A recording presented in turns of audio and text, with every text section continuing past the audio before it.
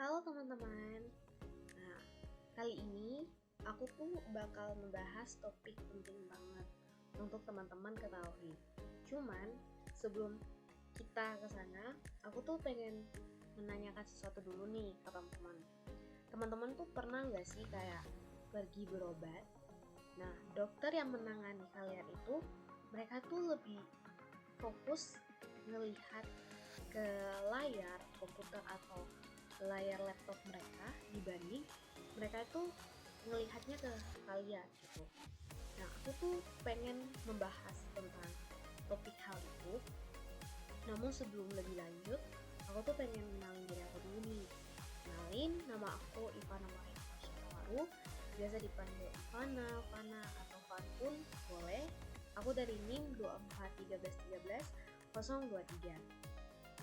Nah, di video ini aku tuh mau bahas satu isu penting atau isu etis yang penting banget buat teman-teman ketahui, yaitu dehumanisasi medis atau sederhananya atau simpelnya itu hilangnya sentuhan manusia di dunia kesehatan. Nah, gara-gara teknologi ini. Nah, dalam topik ini karena aku tuh pengen bahas tuh kayak gini. Teknologi itu kan harusnya hanya sebagai alat bantu aja kan, bukan malah menggantikan peran manusia itu dalam penyembuhan. Ya walaupun kalau kita pikir secara spiritual, penyembuhan itu kan memang dari Tuhan. Tapi kan panjang tangannya itu kan ke dokter. Nah, jangan sampai digantikan hal itu. Nah, sekarang ini di era big data atau AI, pasien itu kayak makin dianggap cuma sebatas data doang. Nah, lewat video ini aku tuh pengen mengajak teman-teman untuk kita itu semua bisa tetap jaga empati meskipun teknologi atau alat medis itu semakin canggih. Nah, dalam membahas hal tersebut, aku tuh udah menyiapkan kayak sebuah PPT, kayak materi gitu, buat teman-teman bisa baca secara santai dan bisa sesama menyimaknya gitu. Nah, untuk itu teman-teman boleh menikmati lebih kayak menyimak apa yang aku sampaikan lewat PowerPoint ini. Selamat menyimak.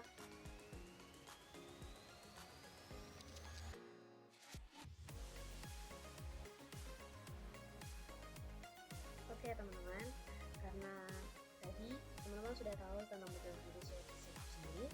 Nah, kali ini aku tuh mau masuk ke contoh kasusnya.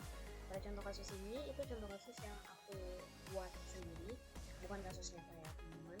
Jadi ini kasus hipotetis. Nah, pada kasus ini aku tuh buat cerita, kayak kalian itu bayangin aja, ada seorang ibu bernama Ibu Rina.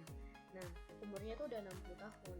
Dia pergi ke rumah sakit, dan dia periksa karena dia kayak rasa kayak sakit perutnya itu kan gak sembuh-sembuh. Nah, dia pergilah ke rumah sakit untuk periksa di dokter. Dokternya yang menanganinya bernama Dokter Budi. Nah, Dokter Budi ini memeriksa Ibu Rina menggunakan AI dan MDR terbaru.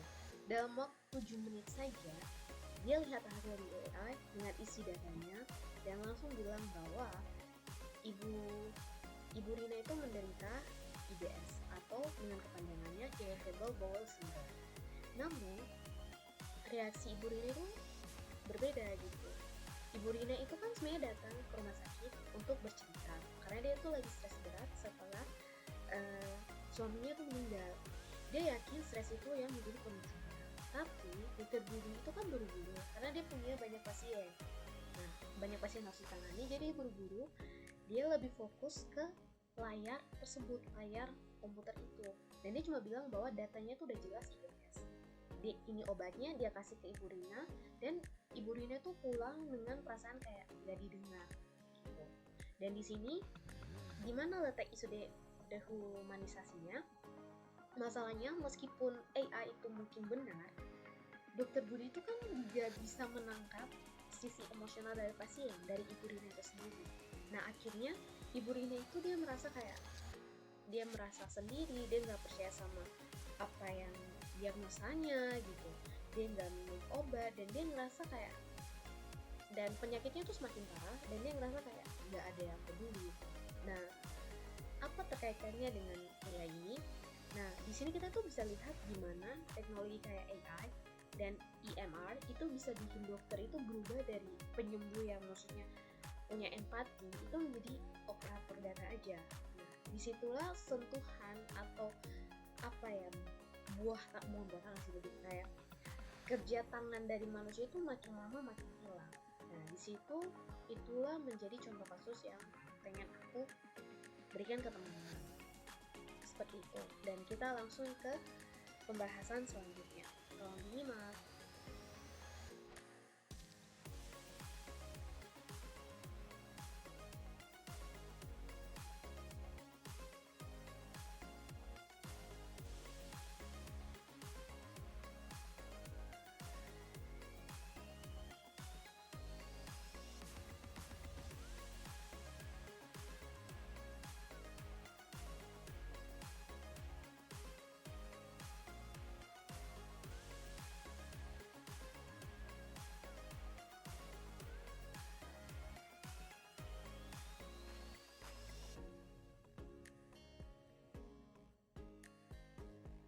Oke teman-teman, tadi sudah sampai di tahap dimana teman-teman tahu analisis etisnya dan solusinya. Sekarang aku mau beri kesimpulannya. Nah, di sini aku tuh mau kasih tahu bahwa teknologi kesehatan itu harus jadi sahabat yang empati.